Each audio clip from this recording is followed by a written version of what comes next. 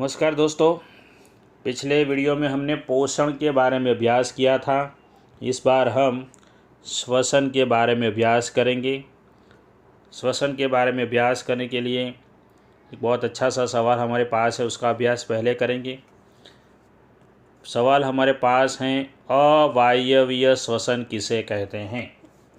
तो हमारी किताब में यहाँ से ध्यान से पढ़िए कि कुछ जीव ऑक्सीजन का उपयोग ग्लूकोज को पूर्णतः कार्बन डाइऑक्साइड तथा जल में विखंडित करने के लिए करते हैं।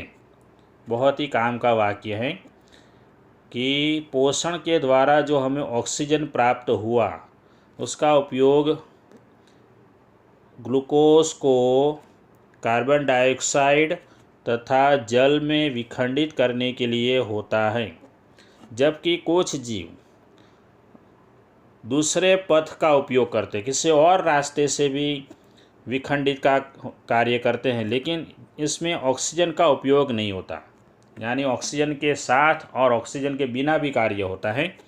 इन सभी अवस्थाओं में पहला चरण यानी पहला स्टेप हमारा ये है कि ग्लूकोज एक 6 कार्बन वाले अणु का 3 कार्बन वाले अणु पाइरूवेट में विखंडन करते हैं। बहुत ही काम का वाक्य है। फिर से देखते हैं कि ग्लूकोज का जो विखंडन हम सीखने वाले हैं, ग्लूकोज का विखंडन यहाँ पर हमारे पास है।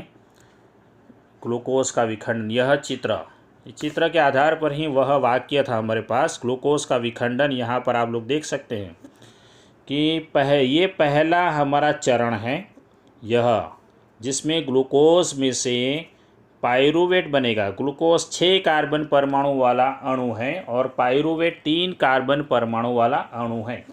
6 कार्बन यानी 6C लिखा जाता है, 3 कार्बन यानी 3C लिखा जाता है। यह पहला चरण है। उसके बारे में फिर से थोड़ा हम लोग आगे बढ़ते हैं कि पहला चरण ग्लूकोज 6 कार्बन वाला जो होता है उसका 3 कार्बन वाले अणु पाइरूवेट में विखंडन होता है। यह पहला चरण है। यह कार्य कोशिका द्रव्य में होता है। इसके पश्चात पाइरूवेट इथेनॉल तथा कार्बन डाइऑक्साइड में परिवर्तित हो सकता है और यह प्रक्रम यीस्ट में होता है और इसमें ऑक्सीजन की अनुपस्थिति होती है, इसीलिए इसे अवायवीय श्वसन कहते हैं। ऑक्सीजन की अनुपस्थिति में होने वाला श्वसन यानी अवायवीय श्वसन, और यह क्रिया यीस्ट में होती है। आगे देखते हैं, पाइरूवेट का विखंडन ऑक्सीजन का उपयोग करके माइटोकॉन्ड्रिया में भी होता है। यह प्रक्रम 3 कार्बन वाले पाइरूवेट के अणु को विखंडित करके 3 कार्बन डाइऑक्साइड के अणु देता है। यहाँ पर हम लोग देख सकते हैं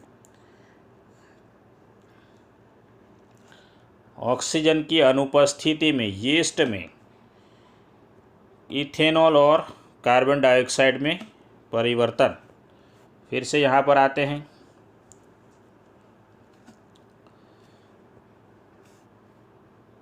तथा दूसरा उत्पाद जल है।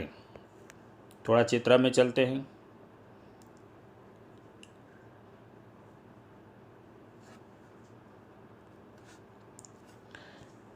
और यहाँ पर थोड़ा तीसरा चरण समझाया गया है। माइटोकॉन्ड्रिया की बात की गई थी। माइटोकॉन्ड्रिया तीसरा चरण, यह जिसमें कार्बन डाइऑक्साइड और जल में परिवर्तन हो जाता है, विखंडन हो जाता है, उसकी बात की गई थी यहाँ पे। और यह प्रक्रम जो है ऑक्सीजन की उपस्थिति में होता है, इसीलिए इसको वायवीय श्वसन कहा जाता है। फिर से हम इस चित्र पर आ जाते हैं कि यह जो आप लोगों को दिख रहा है, ये दोनों जिसमें ऑक्सीजन की अनुपस्थिति है और अभाव है, ये दोनों अवायवीय श्वसन हैं। और जबकि यह ऑक्सीजन की उपस्थिति में होता है माइटोकॉन्ड्रिया में, इसलिए इसको वायवीय श्वसन कहा जाता है। आगे देखते हैं, वायवीय श्वसन में ऊर्जा का मोचन अवायवीय श्वसन की अपेक्षा बहुत अधिक होता है। ऊर्जा का मोचन अधिक होता है। कभी कभी जब हमारी पेशी कोशिकाओं में ऑक्सीजन का अभाव हो जाता है, पाइरूवेट के विखंडन के लिए दूसरा पथ अपनाया जाता है। यह वाला दूसरा पथ अपनाया जाता है, यहाँ पर दिख रहा है वह हमारी पेशी कोशिकाओं में। आगे बढ़ते हैं। यहाँ पाइरूवेट एक अन्य 3 कार्बन वाले अणु लैक्टिक अम्ल में परिवर्तित हो जाता है और अचानक किसी क्रिया के होने से हमारी पेशियों में लैक्टिक अम्ल का निर्माण होना क्रैम्प का कारण भी हो सकता है। आगे बढ़ते हैं। आप लोगों को सवाल के अंदर यह चित्र भी बनाना है, बहुत ही काम का। यह विखंडन का चित्र है। उसके बाद हमारे पास हैं कि कोशिकीय श्वसन द्वारा मोचित ऊर्जा तत्काल ही एटीपी नामक अणु के संश्लेषण में प्रयुक्त हो जाती हैं। एटीपी यानी शक्ति, जो कोशिकाओं की अन्य क्रियाओं के लिए ईंधन की तरह प्रयुक्त होता है। एटीपी के विखंडन से एक निश्चित मात्रा में ऊर्जा मोचित होती है, जो कोशिका के अंदर होने वाली आंतरोष्मी यानी एंडोथर्मिक क्रियाओं का परिचालन करती हैं। यहाँ तक हमारा प्रश्न ये था कि ग्लूकोज का विखंडन समझाइए, तो यहाँ तक सब कुछ लिखना है। आगे देखते हैं हमारा नया प्रश्न कि पौधों में गैसों का आदान प्रदान कैसे होता है। पौधे गैसों का आदान प्रदान रंध्र के द्वारा करते हैं। रंध्र यानी पर्ण के अंदर आए सूक्ष्म छेद और आंतरकोशिकीय अवकाश यह सुनिश्चित करते हैं कि सभी कोशिकाएं वायु के संपर्क में हैं। यहाँ कार्बन डाइऑक्साइड तथा ऑक्सीजन का आदान प्रदान विसरण द्वारा होता है। कोशिकाओं के अंदर ये कोशिकाओं में या उससे दूर बाहर वायु में जा सकती हैं। विसरण की दिशा पर्यावरणीय अवस्थाओं तथा पौधों की आवश्यकता पर निर्भर करती है और रात्रि में जब कोई प्रकाश संश्लेषण की क्रिया नहीं होती, कार्बन डाइऑक्साइड का निष्कासन ही मुख्य आदान प्रदान क्रिया है, जबकि दिन में श्वसन के दौरान निकली कार्बन डाइऑक्साइड प्रकाश संश्लेषण में प्रयुक्त हो जाती हैं। अतः कोई कार्बन डाइऑक्साइड नहीं निकलती दिन के दौरान। इस समय ऑक्सीजन का निकलना ही मुख्य घटना होती है। आगे बढ़ते हैं। जंतुओं में किस प्रकार श्वसन की क्रियाएं होती है। तो जंतुओं में पर्यावरण से ऑक्सीजन लेने और उत्पादित कार्बन डाइऑक्साइड से छुटकारा पाने के लिए भिन्न प्रकार के अंगों का विकास हुआ है। जबकि स्थलीय जंतु वायुमंडलीय ऑक्सीजन लेते हैं, परंतु जो जंतु जल में रहते हैं उन्हें जल में विलेय ऑक्सीजन ही उपयोग करने की आवश्यकता होती है। आगे बढ़ते हैं। और जो जीव जल में रहते हैं वो किस प्रकार श्वसन की क्रिया करते हैं हम देखते हैं। वे जल में विलेय ऑक्सीजन का उपयोग करते हैं, क्योंकि जल में विलेय ऑक्सीजन की मात्रा वायु में ऑक्सीजन की मात्रा की तुलना में बहुत कम है। इसलिए जलीय जीवों की श्वास दर स्थलीय जीवों की श्वास दर की अपेक्षा द्रुत होती है। मछली अपने मुंह के द्वारा जल लेती है तथा बलपूर्वक इसे क्लोम तक पहुंचाती हैं, जहां विलेय ऑक्सीजन रुधिर ले जाता है।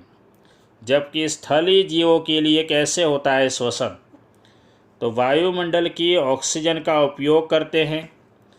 विभिन्न जीवों में यह ऑक्सीजन भिन्न भिन्न अंगों द्वारा अवशोषित की जाती हैं।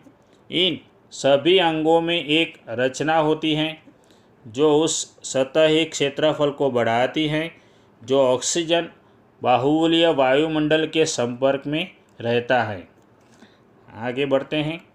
स्थलीय जीव के अंदर श्वसन की क्रिया हो गई। अब हम देखेंगे मनुष्य में किस प्रकार श्वसन की क्रिया होती है। मनुष्य में श्वसन की क्रिया का अभ्यास करते हैं। तो श्वसन की क्रिया में, मनुष्य में श्वसन की क्रिया के लिए पहले हमें कुछ हमारे अंगों से परिचित होना है। नासाद्वार, मुख गुहा, श्वास नली, इन 2-3 चीज़ें ऐसी हैं जिससे हमें परिचित होना है। फुफ्फुस, श्वसन, श्वसनिकाएँ, कूपिकाएँ, यह बहुत ही काम का शब्द हैं। आगे बढ़ते हैं। स्वनासाद्वार का हमने परिचय कर लिया।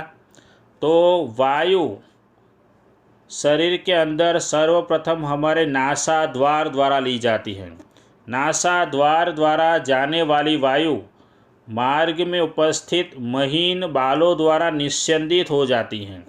नासाद्वार के अंदर महीन बाल होते हैं जिसके द्वारा यह वायु शुद्ध होती है, जिससे शरीर में जाने वाली वायु धूल तथा दूसरी अशुद्धियाँ रहित हो जाती है। इस मार्ग में श्लेष्म की परत होती है जो इस प्रक्रम में सहायक होती है। यहाँ से वायु कंठ द्वारा फुफ्फुस में यानी हमारे फेफड़ों में प्रवाहित होती है और कंठ में उपास्थि के वलय उपस्थित होते हैं। यह सुनिश्चित करता है कि वायु मार्ग निपतित न हो, यानी मुश्किल न हो, आसानी से वायु इसमें से प्रवाहित हो सके। यह चित्र आप लोगों को बनाना है। होमवर्क में एक बार बना के देखिए पूरा का पूरा चित्र। उसके बाद देखते हैं किस प्रकार हमारे श्वसन तंत्र के अंदर श्वसन की क्रिया कैसे होती है। यह बहुत ही महत्व का पैराग्राफ है। तो फुफ्फुस यानी हमारे फेफड़ों के अंदर की मार्ग छोटी और छोटी नलिकाओं में विभाजित हो जाती हैं, जो अंत में गुब्बारे जैसी रचना में अंतःकृत हो जाती हैं। इसे कूपिका कहते हैं। बहुत ही काम का शब्द है ये कूपिका। कूपिका एक सतह उपलब्ध कराती है जिससे गैसों का विनिमय हो सकता है, गैसों का आदान प्रदान हो सकता है। कूपिकाओं की भित्ति में रुधिर वाहिकाओं का विस्तीर्ण जाल होता है। जैसा हम प्रारंभिक वर्षों में देख चुके हैं, जब हम श्वास अंदर लेते हैं तो हमारी पसलियाँ ऊपर उठती है और हमारा डायाफ्राम चपटा हो जाता है। इसके परिणाम स्वरूप वक्ष गुहिका बड़ी हो जाती है। इस कारण वायु फुफ्फुस के अंदर चूस ली जाती है और विस्तृत कूपिकाओं को भर लेती है। रुधिर से शरीर से कार्बन डाइऑक्साइड कूपिकाओं में छोड़ने के लिए लाता है। कूपिका रुधिर वाहिका का रुधिर कूपिका वायु से ऑक्सीजन लेकर शरीर की सभी कोशिकाओं तक पहुंचाता है।